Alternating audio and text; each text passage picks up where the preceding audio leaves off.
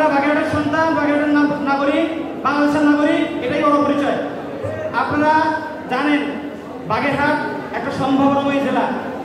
আমাদের বিশ্ব ঐতিহ্যের যে দুটো গুরুত্বপূর্ণ স্থাপনা, তিনটা গুরুত্বপূর্ণ স্থাপনার মধ্যে দুইটাই বাগেরহাট, কিন্তু বাগেরহাটকে সবসময় বঞ্চিত করা হচ্ছে। আপনারা জানেন যে বাগেরহাটে কোনো সরকারি বিশ্ববিদ্যালয় নাই। আমরা আজকে বলে এসেছি আমাদের এখানে একটা সরকারি বিশ্ববিদ্যালয় প্রতিষ্ঠার ব্যবস্থা করা হয়, একটা সরকারি মেডিকেল কলেজের ব্যবস্থা করা হয় এবং একটা বিজ্ঞান প্রযুক্তি বিশ্ববিদ্যালয়ের কথা আমরা ওখানে বলে এসেছি। আপনারা জানেন এখানে রেল লাইনের কথা বলা হচ্ছে বলেই যাচ্ছে, কিন্তু আমরা রেল লাইন দেখতে পাচ্ছি না। এই রেল লাইনের বিষয়টা আপনারা তুলবেন, আপনারা ডিসি অফিসে যাবেন, এই দাবি দাওয়াগুলো তুলে ধরবেন, কীভাবে বাস্তবায়ন করা যায় সেই বিষয়গুলো আপনারা দেখবেন।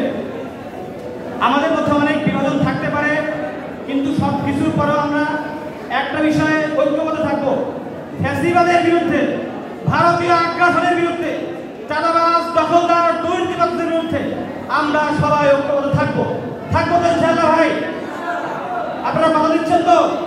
আমাদের মধ্যে কি কোনো গ্রুপিং আছে? আমাদের মধ্যে কি কোনো গ্রুপিং থাকবে? মারামারি থাকবে? ইনশাআল্লাহ থাকবে না। আমরা সবাই বাগেরহাটে, আমরা সবাই মিলেমিশে একটা স্মার্ট এবং সুন্দর বাংলাদেশ গড়ে তুলবো ইনশাআল্লাহ। আপনারা আজকে অনেক কষ্ট করেছেন, সারাদিন সুন্দরভাবে প্রোগ্রামগুলো বাস্তবায়ন করার জন্য সর্বাত্মক সহযোগিতা করেছেন। এজন্য আপনাদেরকে আমি আন্তরিক ধন্যবাদ জানিয়ে আজকের প্রোগ্রাম এখানে সমাপ্ত করছি। 4 তারিখে আন্দোলন করছেন, 22 মিনিটের মতো আন্দোলন হয়েছে। আমি জানি এই 22 মিনিট আন্দোলন করা ঢাকা শহরে একটা লং মার্চ করার সমান।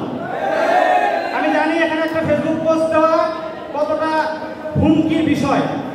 আপনারা এই আন্দোলন করেছেন, আন্দোলন সংগ্রামে থেকে যান, আপনাদেরকে আমি স্যালুট জানাই।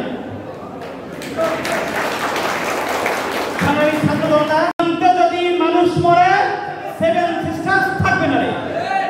সীমান্তে যদি মানুষ মরে, সীমান্তে যদি মানুষ মরে, সীমান্তে